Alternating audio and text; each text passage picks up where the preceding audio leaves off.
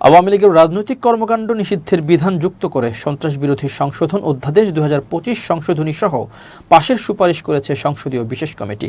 133টি অধ্যাদেশ পর্যালোচনা শেষে বিশেষ কমিটি চূড়ান্ত রিপোর্টে এই সিদ্ধান্ত জানায়। 2 এপ্রিল জাতীয় সংসদে কমিটির প্রধান জয়নুল আবেদিন এই প্রতিবেদন উপস্থাপন করেন। অন্তর্বর্তী সরকারের সময় বিএনপি জানিয়েছিল, নির্বাহী আদেশে কোনো রাজনৈতিক দল নিষিদ্ধ করার পক্ষে তারা নয়। এ ধরনের বিষয়ে চূড়ান্ত সিদ্ধান্ত হওয়া উচিত। তবে সরকার গঠনের পর দলটি সংশ্লিষ্ট অধ্যাদেশকে আইনে পরিণত করার উদ্যোগ নিয়েছে। ফলে নির্বাহী আদেশ প্রত্যাহার না হওয়া পর্যন্ত আওয়ামী লীগের কার্যক্রমের উপর নিষেধাজ্ঞা বহাল থাকছে। আর শাস্তির বিধান যুক্ত করে এটি আইনে রূপ নিলে দলটির রাজনৈতিক কার্যক্রম পরিচালনা আরও কঠিন হয়ে উঠতে পারে।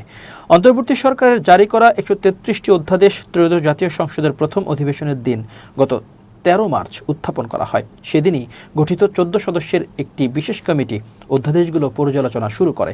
সংবিধানের 93 অনুচ্ছেদ অনুযায়ী সংসদে পাশ না হলে কোনো অধ্যাদেশ 30 দিনের মধ্যে অর্থাৎ 12 এপ্রিলের পর কার্যকারিতা হারাবে। বিশেষ কমিটি গত বৃহস্পতিবার তাদের চূড়ান্ত প্রতিবেদনে 98টি অধ্যাদেশ কোনো পরিবর্তন ছাড়াই আইনে পরিণত করার সুপারিশ করেছে।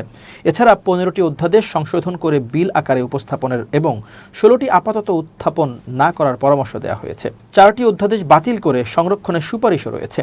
সংশোধনের সুপারিশ পাওয়া 15টি অধ্যাদেশের মধ্যে উল্লেখযোগ্য হল 2025 সালের 11 মে জারি করা সন্ত্রাস বিরোধী অধ্যাদেশ। এতে 2009 সালের সন্ত্রাস বিরোধী আইনের 18 ও 20 ধারা সংশোধনের মাধ্যমে আওয়ামী লীগ এবং এর অঙ্গ ও সহযোগী সংগঠনগুলোর কার্যক্রম নিষিদ্ধ করা হয়। একই আইনের আওতায় 2024 সালের অক্টোবরে ছাত্রলীগকেও নিষিদ্ধ ঘোষণা করা হয়েছিল।